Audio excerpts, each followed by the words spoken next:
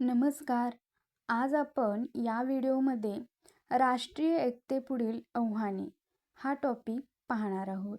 हा टॉपिक भारतीय समाजातील विविधता आणि एकतामधील हा तिसरा टॉपिक आहे, जो राष्ट्रीय एकतेपुढील आव्हाने.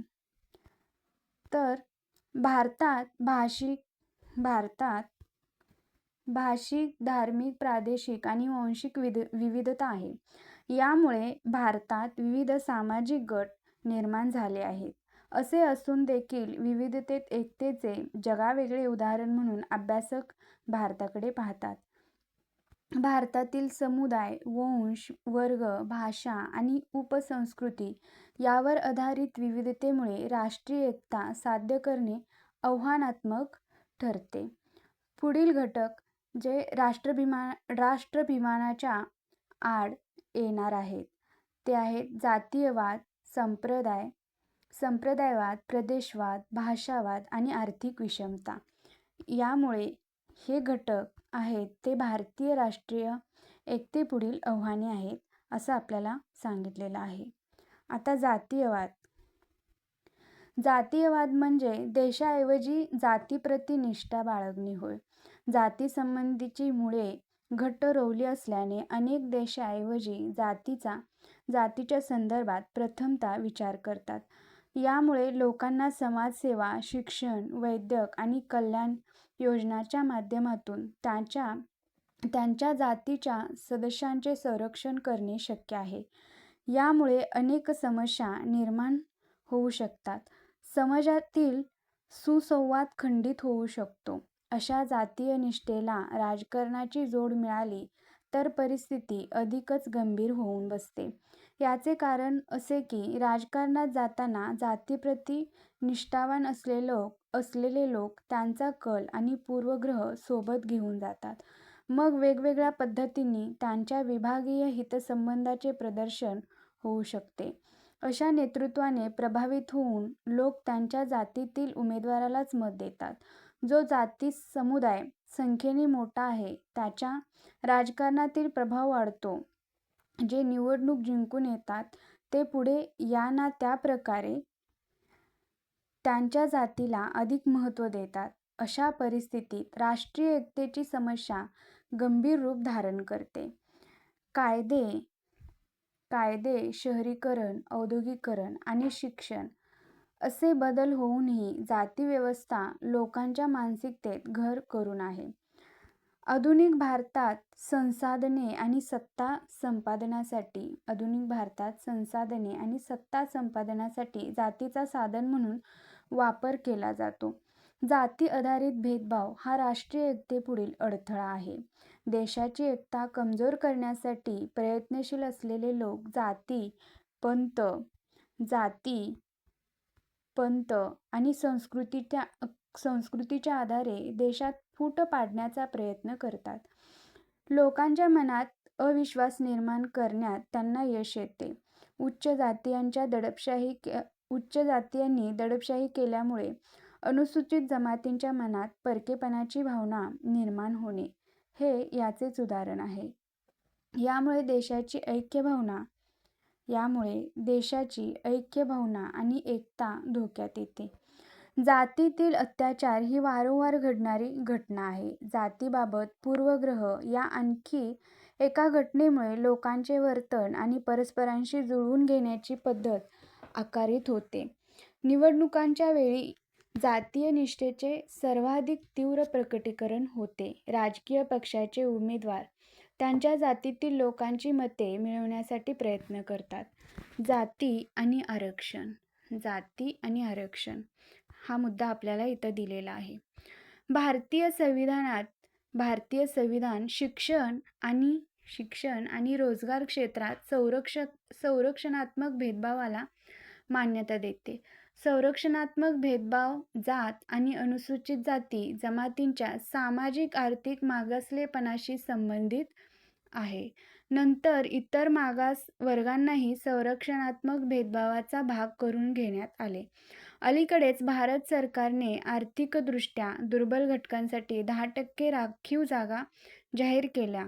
असे आरक्षण शासनचलित किंवा शासनाचे अर्थसहाय्य असलेल्या संस्थांपुरते मर्यादित असते. खाजगी क्षेत्राला ते लागू होत नाही. खाजगी क्षेत्राला ते लागू होत नाही. भारत सरकारने अनुसूचित जातींच्या 15%, अनुसूचित जमातींच्या 7.5% आणि इतर मागासवर्गीय वर्गांसाठी 27% आरक्षण जाहीर केले आहे. उल्लेखनीय प्रमाण असलेल्या अनुसूचित जातींमध्ये बौद्ध आणि ख्रिश्चन लोकही समाविष्ट आहेत. ते देखील अशा आरक्षणास पात्र आहेत, असं आपल्याला इथं सांगितलेलं आहे. आता त्यानंतर आहे संप्रदायवाद.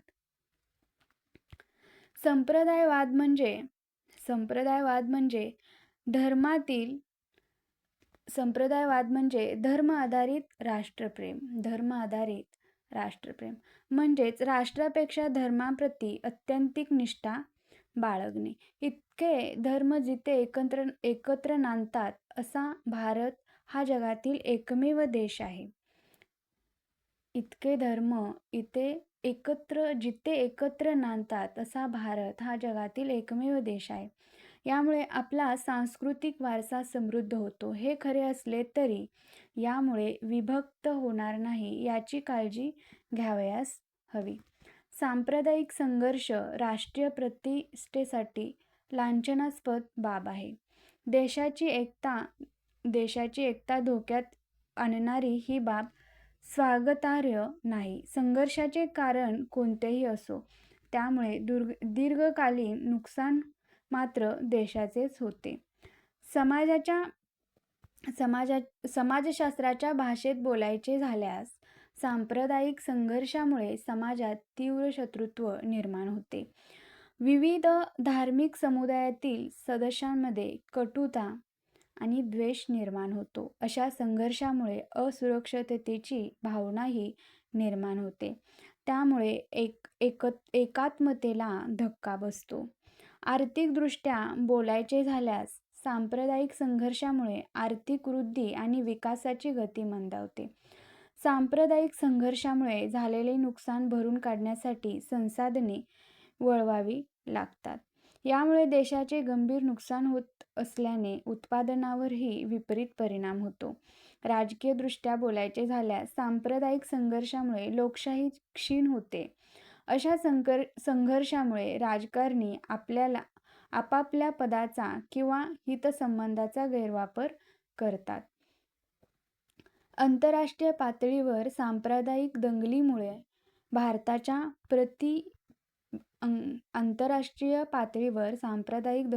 भारताच्या प्रतिमेवर विपरीत परिणाम होतो. इतर देशांच्या नजरेत भारताची प्रतिमा मलिन होते.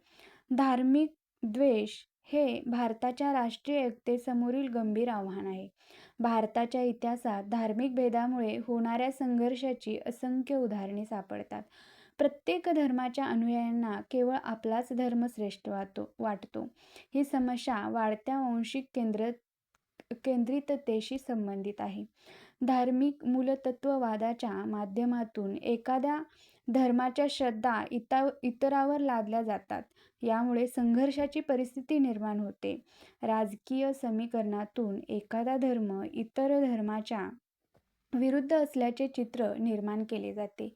यामुळे सांप्रदायिक दंगली, परस्परांबाबत अविश्वास आणि विघटनाची परिस्थिती निर्माण होते. देशातील सांप्रदायिक हिंसा आणि फूट पाडणाऱ्या शक्तींच्या वाढीसाठी इतर कारणांसह मोठ्या प्रमाणात निरक्षरता आणि अंधश्रद्धा देखील जबाबदार आहेत. धार्मिक मूलतत्ववादामुळे देशात दहशतवादी कृत्ये घडू शकतात. यामुळे लोकांमध्ये भीतीचे वातावरण निर्माण होते. आता यानंतर आहे प्रादेशिकतावाद. आता प्रादेशिकतावाद म्हणजे देशाऐवजी देशाप्रती असलेली अत्यंतिक निष्ठा होय. प्रादेशिक अस्मिता कायमच राष्ट्रीय एकतेच्या आड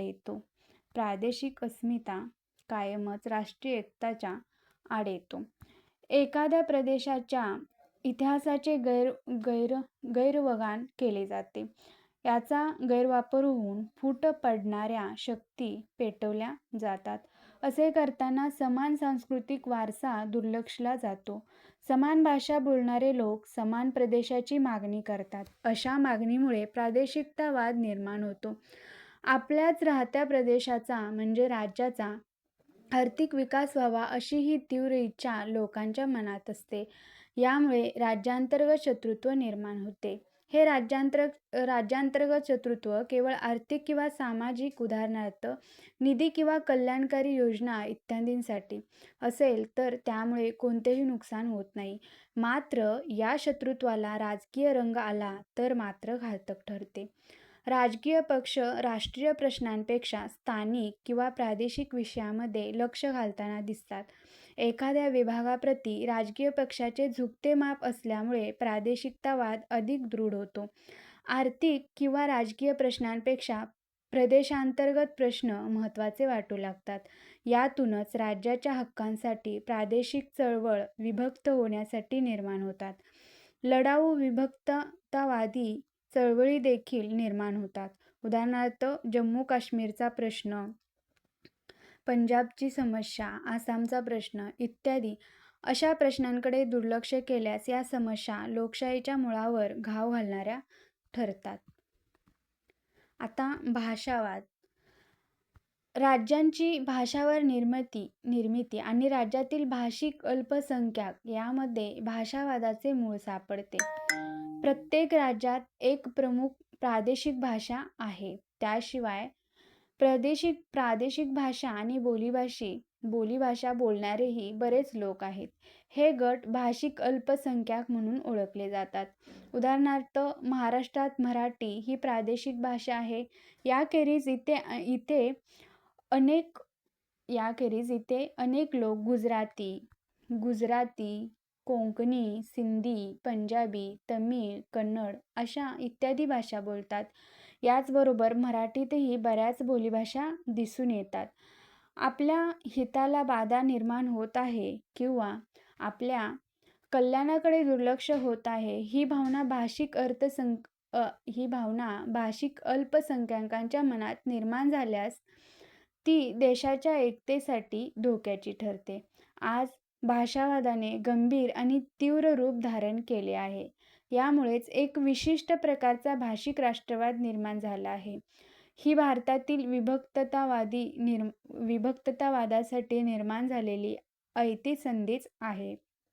कोणत्याही संघटनेमध्ये संवादाचे माध्यम म्हणून भाषेचे महत्त्व अधोरेखित होते. आपली मते मांडण्यासाठी, भावना व्यक्त करण्यासाठी, संदेश देण्यासाठी, ज्ञान निर्मितीसाठी आपली मते मांडण्यासाठी, भावना व्यक्त करण्यासाठी, संदेश देण्यासाठी आणि ज्ञान निर्मितीसाठी भाषेची भूमिका महत्त्वपूर्ण आहे. जेव्हा भाषेवरून लोकांमध्ये संघर्ष निर्माण होतो तेव्हा त्याला भाषावाद असे संबोधले जाते. म्हणजेच आपल्या भाषेप्रती अत्यंतिक निष्ठा बाळगणे होय. भाषेबद्दल असणाऱ्या अत्यंतिक निष्ठेमुळे राष्ट्रीय एकतेला धोका निर्माण होतो. राज्यातील भाषांचे भाषावर विभाजन झाले आहे. एखादी भाषा बोलणारे लोक इतरांपेक्षा आपली भाषा वरचढ मानतात. भाषिक संघर्ष आजही कायम आहे.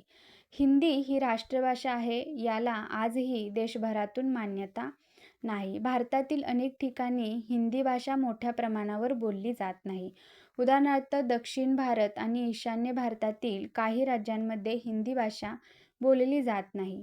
जे लोक प्रादेशिक भाषेव्यतिरिक्त इतर भाषा बोलतात त्यांना घाबरवण्याचे किंवा त्यांच्यात दहशतवादीचे वातावरण निर्माण करण्याचे प्रसंग आपणास माहीत आहेत. भाषिक अल्पसंख्याकांवर होणारे अत्याचार दुर्लक्षित करून चालणार नाहीत. आदिवासी बोलीभाषांना देण्यात येणारे कमी महत्त्व आणि वेगवेगळ्या भाषा साहित्याचा कमी होत जाणारा अभ्यास ही देखील चिंतेची बाब आहे. आता आर्थिक विषमता. राज्यातील लोकांचा आर्थिक दर्जा विविध घटकांवर अवलंबून असतो. उदाहरणार्थ संसाधनांची उपलब्धता, व्यवस्थापन आणि नियोजन, जमिनीची सुपीकता. याबाबत सर्व राज्यांची परिस्थिती समान नसल्याने आर्थिक असंतुलन निर्माण होते. राज्यातील संपत्तीच्या असमान वितरणामुळे ताण आणि संघर्षाची परिस्थिती निर्माण होते. अनेकदा ही संपत्ती थोडक्या लोकांच्या हाती एकवटलेली असते. खाजगी क्षेत्रातून निर्माण होणारा नफा सधन वर्गाच्या हाती एकवटतो आणि सर्वसामान्य त्यापासून वंचित राहतात. अशा प्रकारे एकाधिकार निर्माण झाल्याने खुल्या स्पर्धेत बाधा येते. समाजातील आर्थिक विषमतेला अनेक घटक कारणीभूत आहेत. ते पुढीलप्रमाणे आहेत. आता प्रथम आहे कौटुंबिक प्रभाव. कौटुंबिक प्रभाव आपली निवड प्रक्रिया आणि संधीच्या उपलब्धतेवर आपल्या कुटुंबाचा प्रभाव असतो. उदाहरणार्थ, दारिद्र्य रेषेखालील कुटुंबातील पालकांना आपल्या पाल्यास पोषक आहार देणे शक्य होईलच असे नाही. कुपोषणामुळे होणाऱ्या बालमृत्यूच्या घटना आपण ऐकल्या असतीलच. आता 2 नंबरचा आहे खाजगी मालमत्ता. एकीकडे स्थावर मालमत्तेची मालकी नसलेले असंख्य लोक आहेत, तर दुसरीकडे काही थोडक्या लोकांकडे गडगंज संपत्ती आहे. ज्या थोडक्या लोकांकडे साधनांची उपलब्धता आहे, ते लोक बहुतांश संपत्तीचा उपभोग घेतात. ही वस्तुस्थिती आहे. आता शैक्षणिक तफावत. एखादी व्यक्ती कोणत्या आर्थिक स्तराचा भाग आहे, त्यावर तिची शैक्षणिक कामगिरी अवलंबून असते. तुम्हाला असे प्रश्न पडतात का? व्यावसायिक अर्हता कोणते लोक संपादन करू शकतात? खाजगी शालेय शिक्षण कोणास परवडते? परदेशात जाऊन शिक्षण घेणे कोणाला परवडते? असे इथे मुद्दे दिलेले आहेत. आता त्यानंतर आहे संधीची उपलब्धता आणि प्रवेश. व्यक्ती आणि गटांच्या खरेदी क्षमतेवर उपभोगाची प्रवृत्ती आणि स्वरूप अवलंबून असते. उदाहरणार्थ, अनेक अंगणवाड्या आणि खाजगी आरोग्य केंद्रांना पायाभूत सुविधांचा विकास करण्यासाठी अर्थसंकल्पीय तरतूद पुरेशी नसते. मानसिक रोगांची बळी असलेली किती मुले मानसिक आरोग्य सेवा किंवा समुपदेशनाचा लाभ घेऊ शकतात, किंवा किती मुले मानसशास्त्रज्ञाकडे जाऊ शकतात, असं आपल्याला सांगितले आहे. आता व्यक्तिगत भेद. आपणा सर्वांची क्षमता आणि कार्यक्षमता भिन्न आहे. हा फरक आपली व्यक्तिगत क्षमता किंवा सामाजिक अनुभवावर अवलंबून असतो. उदाहरणार्थ, एखाद्या व्यक्तीच्या अंगी कला, संगीत आणि अभिनयाचे गुण असू शकतात. तथापि, या क्षमता विकसित करण्याची संधी जोपर्यंत उपलब्ध होत नाही, तोपर्यंत या गुणांचा समाजहितासाठी विनियोग करता येणार नाही. सामाजिक पर्यावरण. ज्या सामाजिक पर्यावरणात व्यक्तीची वाढ होते, त्यावर त्या व्यक्ती आणि समाजाचा विकास अवलंबून असतो. उदाहरणार्थ, कुटुंब, शेजारी, मित्रपरिवार, कामाच्या जागा. आता जागतिकीकरणाचे सकारात्मक आणि नकारात्मक परिणाम दिसून येतात. यामुळे गरीब आणि श्रीमंतांमधील दरी वाढली. हा एक नकारात्मक परिणाम होय. उदाहरणार्थ, मोठ्या शहरात विकसित झालेले मॉल संस्कृती आहेरे वर्गाला अनुकूल असून नाहीरे वर्गाला प्रतिकूल आहे.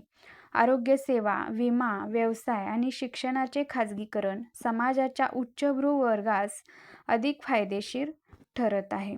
आर्थिक विषमता सर्व सामाजिक व्यवस्थांमध्ये दिसून येते. समान नागरिकत्व या तत्वावर उभ्या असलेल्या उदारमतवादी लोकशाही व्यवस्था देखील याला अपवाद नाहीत. तर मुक्त बाजार व्यवस्थेमध्ये आर्थिक विषमता अपरिहार्य आहे.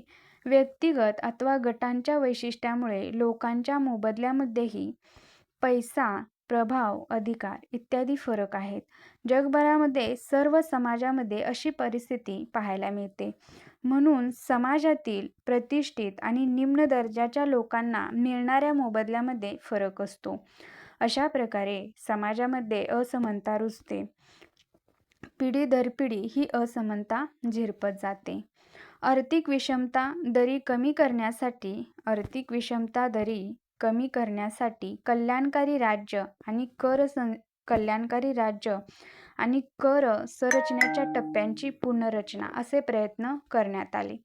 दारिद्र्य निर्मूलनासाठी संपत्ती समाजातील प्रतिष्ठित लोकांकडून गरजूंकडे वळवणे हा उपाय असू शकतो, असे मानले गेले. मात्र हा उपाय कायमच लागू पडेल असे नाही, कारण जे खरे गरजू आहेत त्यांच्यापर्यंत मदत पोहोचेलच याची शाश्वती नसते.